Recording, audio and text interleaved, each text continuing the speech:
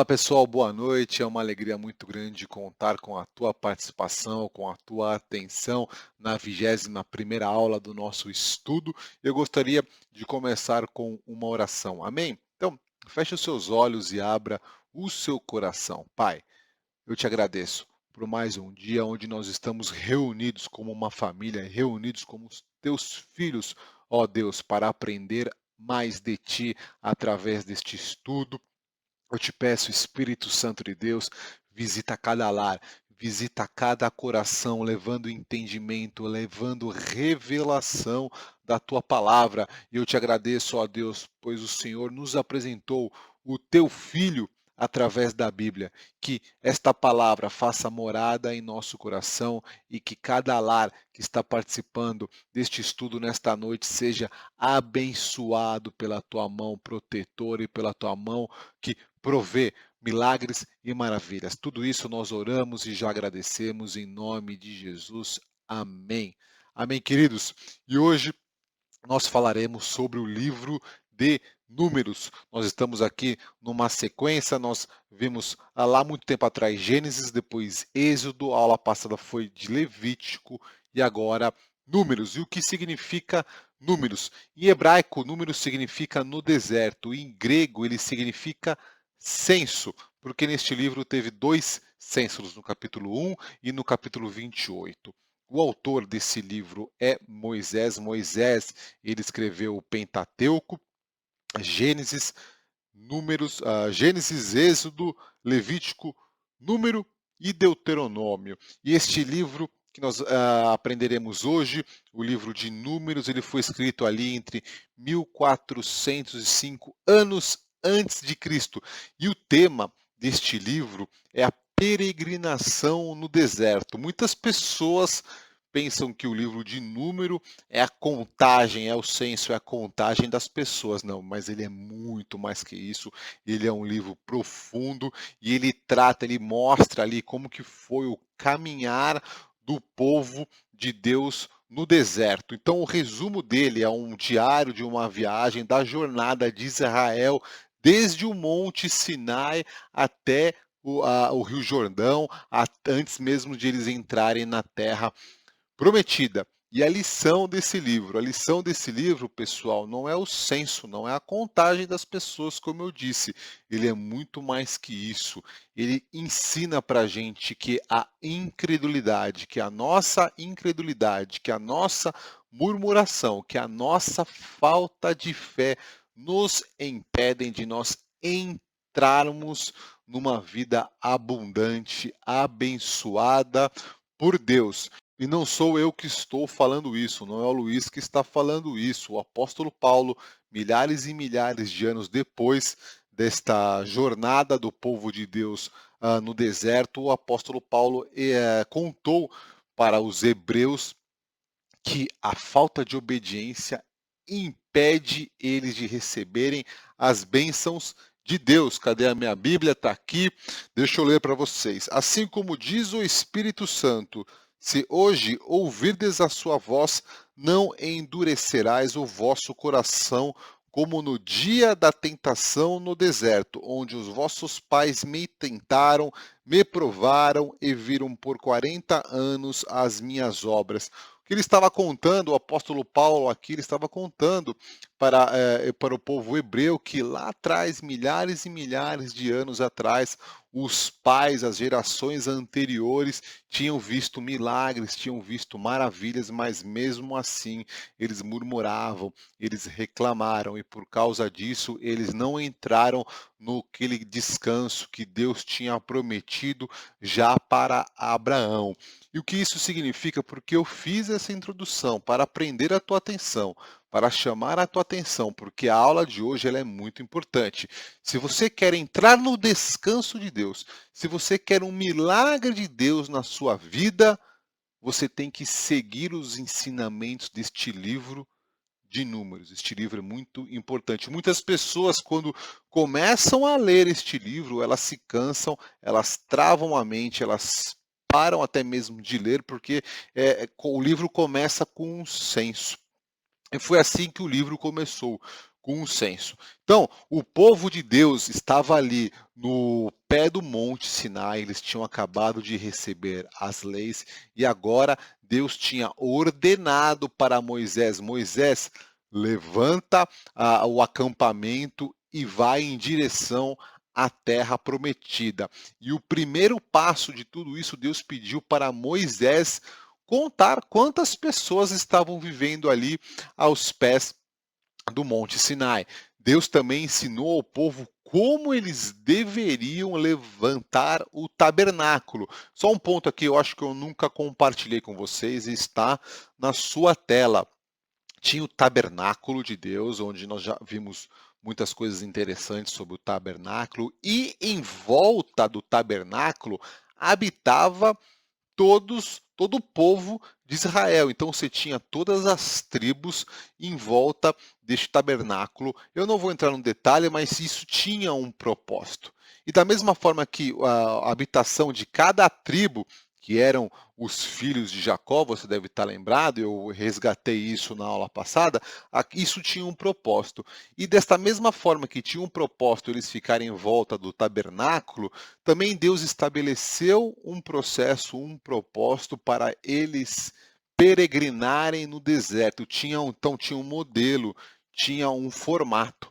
E nisso nós aprendemos que o nosso Deus não faz as coisas de qualquer forma.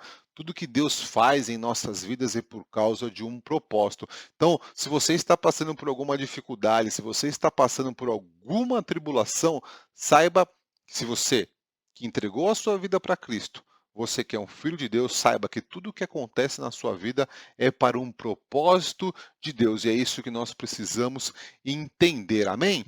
E vamos recapitular aqui. Por que Deus estava mandando o seu povo para Canaã? Você deve estar lembrado que na aula de Gênesis, Deus fez algumas alianças com Abraão. E lembre-se do chamado que Abraão teve em Gênesis 12:1. O Senhor tinha dito a Abraão: deixe a sua terra natal, seus parentes e a família de seu pai, e vá à terra que eu lhe mostrarei. Gênesis 12:1. Então lembre-se do chamado que Deus fez e Abraão respondeu esse chamado.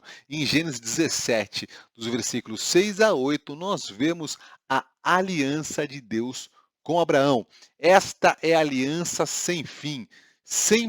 Serei sempre o seu Deus e o Deus de seus descendentes. Darei a você e aos seus descendentes toda a terra de Canaã, onde hoje você vive como estrangeiro. Será a propriedade deles para sempre, e eu serei o seu Deus. Então, esta promessa que Deus deu para Abraão estava para se concretizar agora no povo de Deus, no povo que foi retirado do Egito. Então, Deus é um homem que cumpre as suas promessas, mas Deus cumpre as promessas no tempo dele, não no nosso tempo. Nós aprendemos isso. Deus prometeu para Abraão e Deus estava entregando agora para este povo. E a região de Canaã, ela ficava no Oriente Médio, entre o Rio Jordão e o Mar Mediterrâneo. Era uma região muito fértil, ali, como a Bíblia diz, da terra que emanava leite e mel. O que isso significava? Significava que ali as pessoas poderiam viver bem, porque era uma terra abençoada, uma terra fértil. Tinha bons acessos pelo mar, pela terra, e era uma região muito disputada por diversos povos. E isso faz parte desta história que nós também veremos no livro de Números. Então, é por isso que eu estou contando tudo isso para vocês, para te encorajar a prestar atenção, porque aqui nós aprenderemos elementos chaves para conquistar aquilo que Deus prometeu para nós. Na aula de hoje, eu vou resumir muito bem, e eu vou me ater simplesmente aos principais ensinamentos para nós aplicarmos em nossas vidas, nas vidas de hoje. Amém, queridos? E agora eu estou compartilhando na sua tela só a linha do tempo, desde Abraão até Davi. E você encontra no meio disso os israelitas no deserto, o povo de Deus. Veja que ali, 2000 anos antes de Cristo aproximadamente, Deus entregou essa promessa para Abraão, que estava se concretizando 1400 anos por volta disso antes de Cristo. Veja quanto tempo teve que passar para a promessa de Deus chegar para a geração de Abraão. E por que isso, Luiz? Porque Deus é soberano e ele sabe de todas as coisas. E o nosso papel é nós perseverarmos, darmos continuidade naquilo que Deus prometeu, porque eu creio que a bênção de Deus chegará em nossas vidas e também na vida de nossas gerações. E por quê? E a pergunta-chave é por que o povo de Deus ficou 40 anos no deserto? Vocês agora estão vendo um mapa em sua tela que foi a provável rota do povo de Deus. Desde que eles saíram do Egito, ali então começa no livro de Êxodo, até chegar em Canaã, lá em cima, nessa setinha que vocês estão vendo. Só que o livro de Números começa ali no ponto 8, no Monte Sinai, onde o tabernáculo estava estabelecido, e vai ali até o ponto 18. E do ponto 8 ao ponto 18 demoraram 40 anos. E por que isso aconteceu? Luiz, eles não poderiam ter feito um caminho mais rápido? Com certeza. Existiam rotas alternativas onde as pessoas, os comerciantes, viajavam, mas foi por causa da murmuração do povo que Deus fez o povo peregrinar durante 40 anos. E tem certos momentos de nossas vidas que as coisas estão indo tudo bem. E o que nós temos que fazer? Continuar agradecendo a Deus. E quando as coisas parecem que estão acontecendo tudo errado, de forma errada, estão sendo ruins, as coisas estão sendo ruins em nossas vidas, o que nós devemos fazer? Continuar agradecendo a Deus e louvando a Deus, porque a palavra de Deus diz: em tudo dai graças. Mas o povo de Deus, eles viam ali no deserto, eles viam os milagres, eles viam as maravilhas e mesmo assim eles continuavam murmurando. Nada estava bom para eles.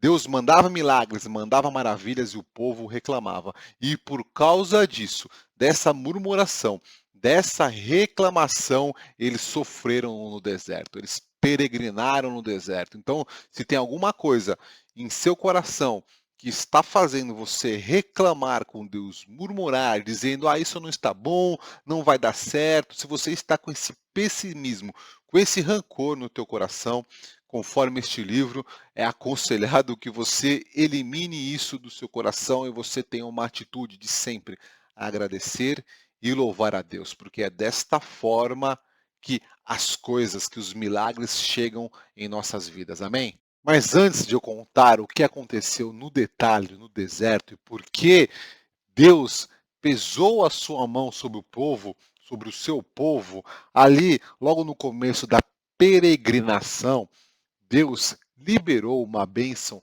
sacerdotal para o seu povo. E olha que coisa linda! Muitas pessoas conhecem esse versículo, muitas pessoas gostam que a gente ore por elas e que declare este versículo que está ali em Números, capítulo 6, os versos 24 a 26. Eu vou ler aqui na minha Bíblia. Veja que bonito, preste atenção. O Senhor te abençoe e te guarde.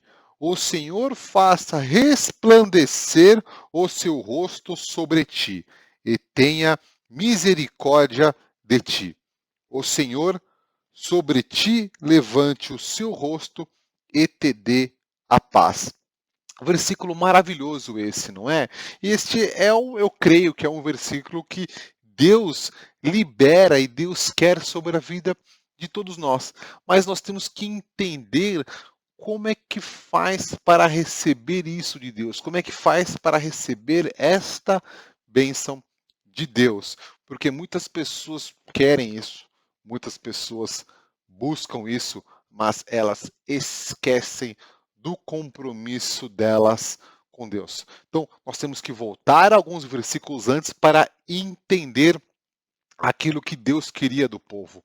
E Deus estava pedindo, Deus estava ensinando para o povo, para eles fazerem um voto de consagração, que naquela época chamava o voto de Nazireu, onde eles tinham que fazer algumas coisas para se consagrarem a Deus, para se consagrarem ao serviço de Deus, e se eles fizessem isso, eles seriam abençoados. E veja, quando Deus liberou essa bênção, na verdade, quando Deus ensinou ao povo para eles se consagrarem, Deus não estava obrigando ninguém. Deus simplesmente disse: se você quer se consagrar a mim, faça desta forma, porque depois eu vou te abençoar com essa bênção sacerdotal. Saiba você, e aqui nós aprendemos mais uma lição na aula de hoje. Se você quer receber a bênção de Deus, e essa bênção maravilhosa, se consagre ao Senhor.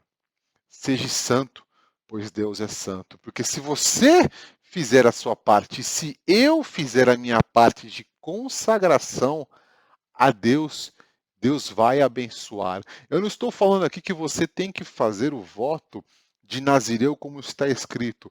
O que eu estou falando aqui é que você tem que se dedicar, ter uma vida santa, não mentir, honrar o pai, honrar a mãe, honrar a esposa, adorar o Senhor, em tudo dar graças, continuar estudando a Bíblia, orando e levando uma vida santa como a Bíblia nos ensina. Porque se você fizer isso, a bênção de Deus cairá sobre a sua vida. É um ensinamento muito importante e aqui eu lanço este propósito para nós juntos buscarmos ser um povo, uma família separada para Deus, para buscarmos as bênçãos de Deus. Deus, ele tinha um propósito com o seu povo, com este voto que ele estava ensinando o povo a fazer. E Deus te propõe isso. Consagre-se a mim, porque esta paz vai chegar na tua vida. Amém? Que isso nos sirva de lição e que a gente consiga colocar em prática. Agora vamos para a parte para nós entendermos o que o povo fez no deserto e por que eles demoraram 40 anos para entrar na Terra Prometida. Então, depois disso, depois de algumas outras instruções, eles começam a se organizar, levantar acampamento e peregrinar no deserto. E a glória de Deus, o poder de Deus era tão grande que existia uma nuvem no céu para guiá-los no deserto. Eles não estavam sozinhos, Moisés e todas as tribos, eles não estavam sozinhos. Sempre Deus estava ali com eles, existia uma nuvem, a nuvem de Deus, o próprio Deus guiando o seu povo no meio do deserto. Por isso que eles não tinham que desanimar, por isso que eles não tinham que murmurar, porque Deus era com eles. E você encontra esta passagem em Números 9, está na tua tela. Cada vez que a nuvem se elevava da tenda, o povo de Israel levantava acampamento e a seguia. No lugar onde a nuvem parava, eles acampavam. Assim, viajavam e acampavam por ordem do Senhor, para onde eles os conduzia. Enquanto a nuvem estava sobre o tabernáculo, permaneciam acampados. Então, aqui, de uma forma linda, maravilhosa, Deus estava guiando o seu povo no deserto. Só que durante esta caminhada, o povo de Deus continuava a se queixar porque eles não estavam felizes com aquilo que estava acontecendo. Existem 7 grandes queixas do povo de Deus. Então, o povo de Deus reclamava com Moisés, que ali era o representante de Deus. Ou seja, o povo estava reclamando de Deus. No capítulo 11, nós vemos que o povo reclamou acerca do caminho. No capítulo 11, nós também vemos que o povo reclamou acerca dos alimentos. Capítulo 13, o povo reclamou acerca dos gigantes. No capítulo 16, o povo reclamou acerca de seus líderes. O povo também reclamou acerca dos juízos divinos. O povo reclamou do deserto e o povo reclamou do maná pela segunda vez, ou seja, da provisão. Eita, povo que reclamava. Vamos então entender isso. A nuvem do Senhor estava sobre eles, a nuvem de Deus os guiava.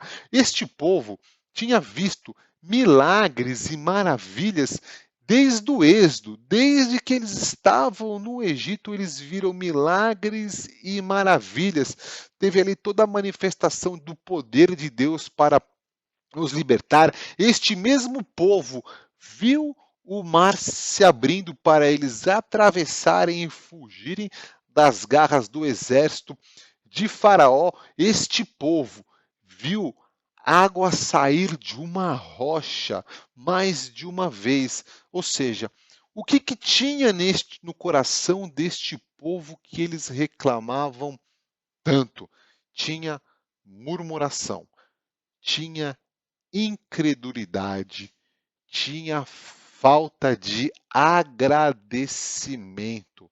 A palavra de Deus diz: em tudo dai graças. Este povo aqui não conseguia dar graças a Deus. E esse foi um dos grandes motivos que eles demoraram 40 anos até chegarem na terra prometida.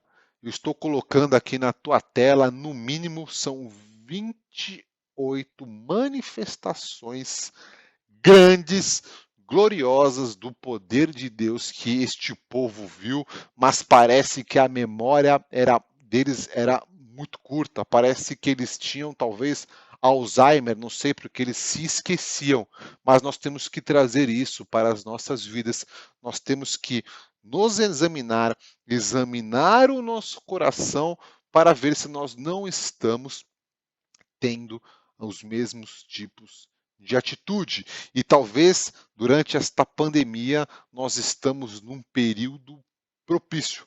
Muitas pessoas estão se sentindo no deserto, mas saiba que é no deserto que existe a manifestação do poder de Deus. Então, se você está passando por alguma, eu não estou minimizando o teu problema, eu não estou minimizando a tua dificuldade, mas eu estou te dizendo nessa noite, cuidado com o seu coração e já saiba que a glória de Deus, o poder de Deus se manifesta no deserto. Se você tem algo de ruim no seu coração, tire isso, se arrependa e a partir de agora comece a glorificar com fé o Senhor, porque Ele há de prover milagres e maravilhas.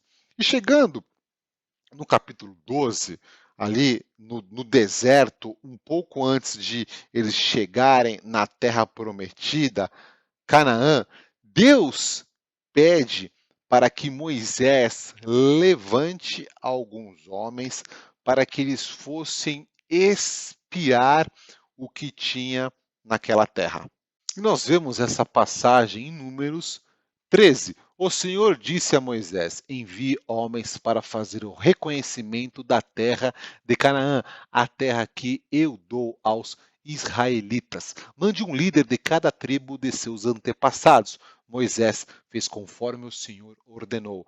Do acampamento no deserto de Parã, enviou 12 homens, todos eles chefes das tribos de Israel. Então, Moisés explicou para estes homens por onde eles deveriam ir e o que eles tinham que fazer. Bem, na verdade, eles tinham que analisar se realmente Canaã era a terra prometida. Eles tinham que ver se o solo era fértil, se era pobre, se na região ali tinha muitas árvores. Ou seja, eles tinham que fazer uma análise perfeita e até mesmo analisar se ali habitava inimigos. Estes homens ficam um bom tempo ali analisando aquela terra e realmente eles viram que aquela terra era uma terra fértil. Ali existiam, a Bíblia diz que existiam grandes uvas que para eles carregarem este cacho de uva tinha que ter a força de 2 homens. Eles constataram que realmente a fartura habitava ali, que aquela terra era uma terra que produzia leite e mel com fartura. Só que no versículo 28 diz o seguinte: contudo, o povo que vive ali é poderoso e as suas cidades são grandes e fortificadas.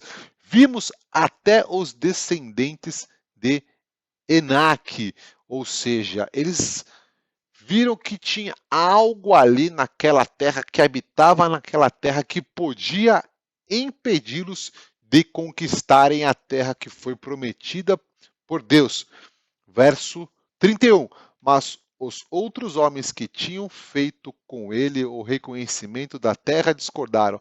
Não podemos enfrentá-los, são mais fortes do que nós. Ou seja, esta parte aqui da passagem é quando os espias estavam relatando o que eles viram para Moisés. Caleb e Josué, estes dois homens, estavam empolgados com aquilo que eles tinham visto, eles estavam dispostos a entrar em Canaã e conquistar a terra que Deus tinha prometido. Só que o restante, conforme eu li neste versículo, eles estavam com medo. Eles não tinham entendido que Deus daria a vitória para eles, porque Deus tinha prometido isso não para eles, Deus tinha prometido para aquele homem, para Abraão, tá lembrado? E que estava se cumprindo agora. Só que estes homens, a maioria dos homens, eles estavam presos nos fatos. E eles não estavam presos na fé em Deus. Então, a maioria das pessoas estavam com medo de entrar em Canaã por causa do povo que ali habitava.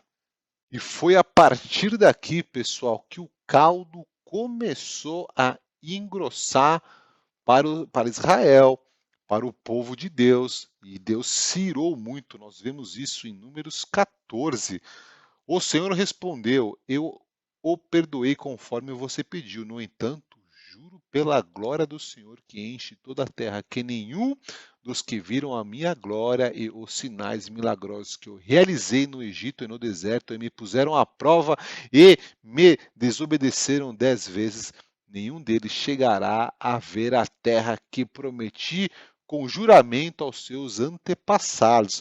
Veja só, por causa da murmuração e da murmuração constante, porque esse povo estava o tempo todo reclamando, eles estavam reclamando, vamos dizer, de barriga cheia. Chegou um determinado momento que Deus irou-se contra eles e Deus ordenou. Todos aqueles com mais de 20 anos que participaram do primeiro censo ali, em Números no começo do livro de Números, teve um censo, vocês estão lembrados, né? Todo aquele povo com mais de 20 anos de idade, Deus ordenou que nenhum deles entrariam na terra prometida, entrariam em Canaã. Você está entendendo que eram milhares e milhares de pessoas foram proibidas de entrar na terra prometida, na terra que Deus tinha prometido para Abraão por causa da constante murmuração. E Luiz, quem entraria na terra prometida? Deus falou que entraria na terra prometida Caleb e Josué, e todos com menos de 20 anos de idade, porque eles não tinham a ver nada com essa história. Tudo isso está relatado em Números 14, de 20 a 24, e Números 14, de 28 a 35. E veja a característica de Caleb. Caleb foi um dos homens autorizados por Deus com mais de 20 anos, de quando eles saíram ali dos pés do Monte Sinai, a entrar na terra prometida. Por quê? Mas como o meu servo Caleb tem outro espírito e me segue com integridade, eu o farei entrar na terra que foi observar e seus descendentes a herdarão. E aqui está a característica de uma pessoa que conquista os milagres de Deus, de uma pessoa que vive com as bênçãos de Deus. Seguir a Deus com integridade. Ou seja, o que significa isso? Que acredita em Deus, que não se apega nas circunstâncias, que não se apega naquilo que os seus olhos estão vendo. Estas pessoas verão a glória de Deus, verão os milagres de Deus. Então, coloque isso no seu coração. Pratique esta atitude de Caleb para você ver a glória de Deus. Pessoal, eram milhares e milhares de pessoas que foram proibidas de entrar na terra prometida. Milhares de pessoas que tinham o direito, que receberam a promessa, mas não encontraram. Sabe, Canaã era um lugar de grandes promessas para os israelitas, mas também era um lugar de grandes desafios. E isto, pessoal, é a nossa vida. Nós temos grandes promessas de Deus sobre a nossa vida, mas também nós temos grandes desafios. E você pode estar se perguntando: puxa, Luiz, mas Deus foi muito duro com eles. Será que foi mesmo, pessoal? Eu já compartilhei com vocês todos os milagres e maravilhas que Deus tinha manifestado para esse povo, e mesmo assim eles murmuraram. E mesmo assim eles murmuraram. Então, pessoal, isso também se aplica nos dias de hoje. Não mudou nada da história. A mesma coisa, a mesma prática tem que ser estabelecida. Vamos tomar cuidado com a murmuração, porque pode chegar a um ponto que Deus pode não querer mais abençoar a nossa vida. Vamos então colocar em prática essa fé de Caleb, esta atitude de Caleb, para nós entrarmos nessa terra que emana leite e mel. Então, só para não alongar muito aqui e concluir essa parte da história. Então, quem vai entrar na terra prometida, pessoal? Então, quem acaba entrando na Terra Prometida, ou quem vai entrar na Terra Prometida, é Josué, Caleb e todos os menores de idade, né, que saíram ali dos pés do Monte Sinai. A Bíblia diz ali, entre o verso 28 e 35, que os seus filhos entrariam na Terra Prometida. Vamos entender uma coisa aqui, olha o que eles deixaram passar. No primeiro censo, foi estimado em torno de 600 mil homens, foram contados 600 mil homens, ou seja, esses homens tinham as mulheres e tinham filhos e tinham servos. Então, ali no deserto, deveria ser em torno de 2 milhões de pessoas, 2 milhões e meio de pessoas. Vamos pensar junto aqui, da onde eles tiravam alimento se eles estavam morando no deserto? O deserto comporta essa quantidade de pessoas com todos os mantimentos necessários para este povo numeroso sobreviver?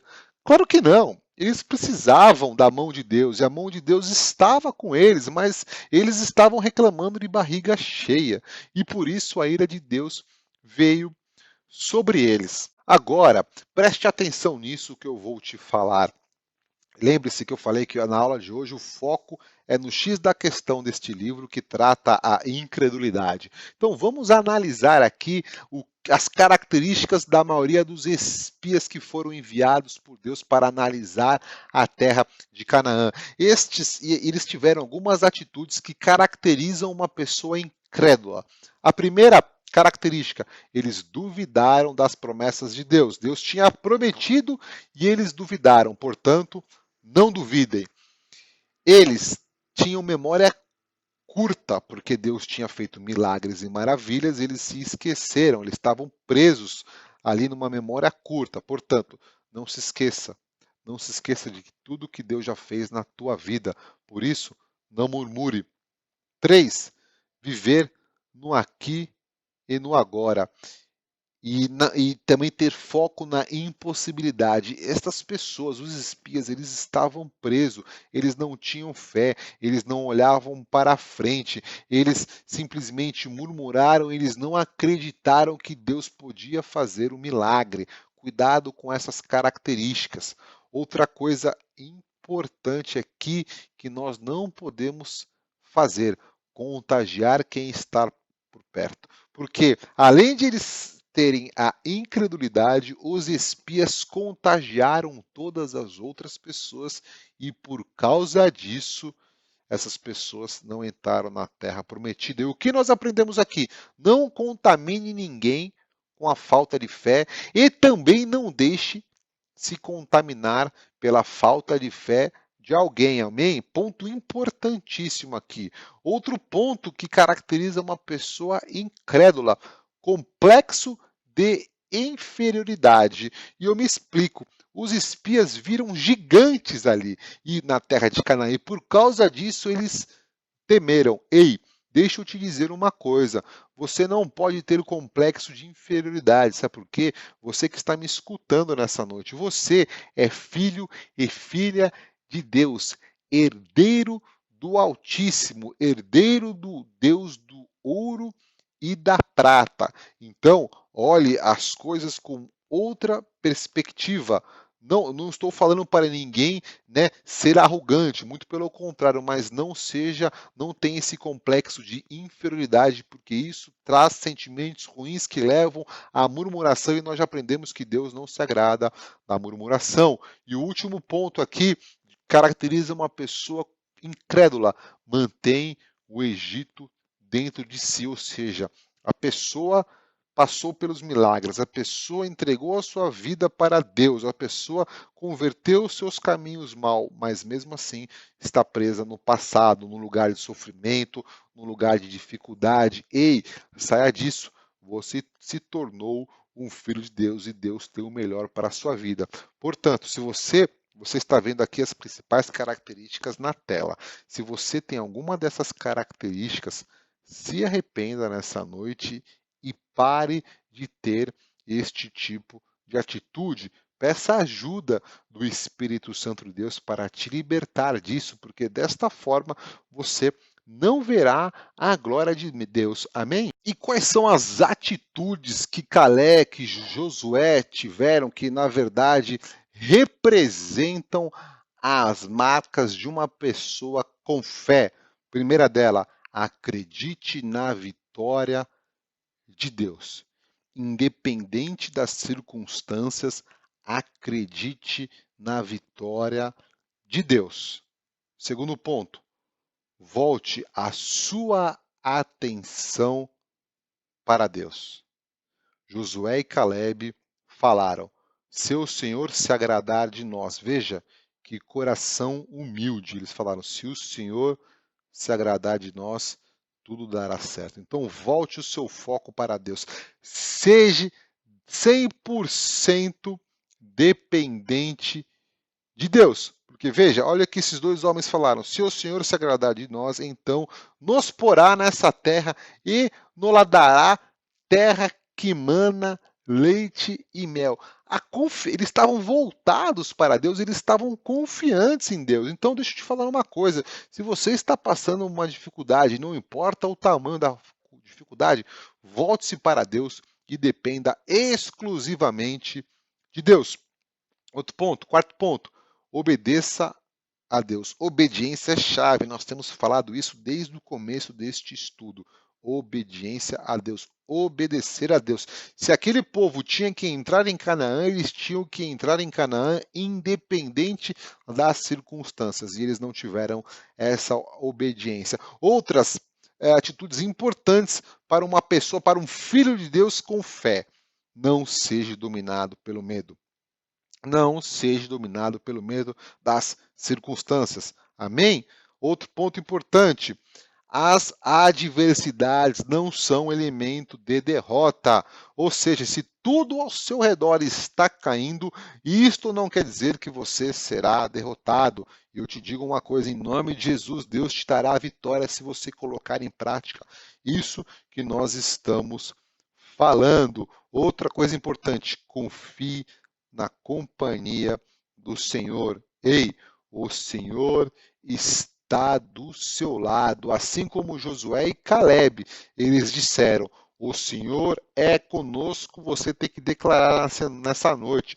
Declare agora: o Senhor é conosco. Escreva aqui no chat do YouTube, com a confiança em Deus. Escreva: o Senhor é conosco, e seja abençoado. Outro ponto importante: crê que em Deus a vitória está garantida. Você tem que acreditar, você tem que declarar que Deus dará a vitória, mesmo tudo ao seu redor pareça que isso não vai acontecer, que as coisas não estejam favoráveis. Amém? Então, resumindo, vamos abrir mão de tudo aquilo que nós vimos que são características de uma pessoa incrédula e vamos colocar isso no nosso dia a dia.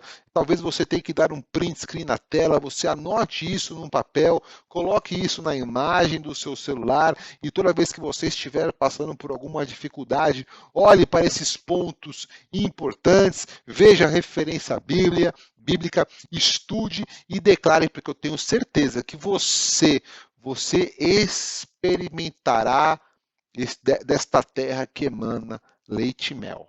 E eu espero que vocês tenham gostado da aula de hoje, ensinamentos importantes, realmente o livro de Números é um livro fundamental para o nosso caminhar com Jesus Cristo, para o caminhar cristão e que a gente possa colocar em prática tudo aquilo que nós aprendemos através das características das pessoas com fé em Deus e abrir mão e se livrar de uma vez toda das nossas murmurações, porque isto não agrada a Deus. E antes de eu fazer uma oração para nós fecharmos a aula, hoje eu gostaria de fazer um spoiler para a próxima aula, onde nós falaremos sobre o livro de Deuteronômio.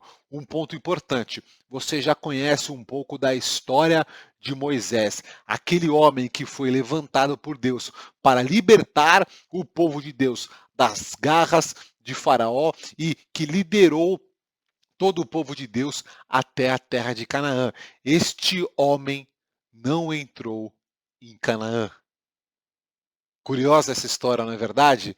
Mas teve um motivo, porque Deus também não autorizou este homem a entrar em Canaã. Então, semana que vem, no mesmo horário, participe da aula, porque nós juntos aprenderemos o que agrada a Deus e o que Moisés fez que não agradou a Deus e por isso Moisés não entrou na terra que emana leite e mel.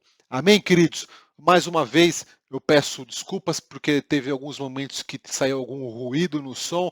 Nós vamos reparar isso para a próxima aula. Amém? Então, feche os seus olhos e abra o seu coração. Vamos juntos orar para esse Deus maravilhoso de milagres e maravilhas. Pai, eu te louvo e te agradeço, ó Deus, por mais um dia de aula, pela vida de cada pessoa que participou deste estudo. E nós te pedimos, Espírito Santo de Deus, tira do nosso coração qualquer vestígio de murmuração.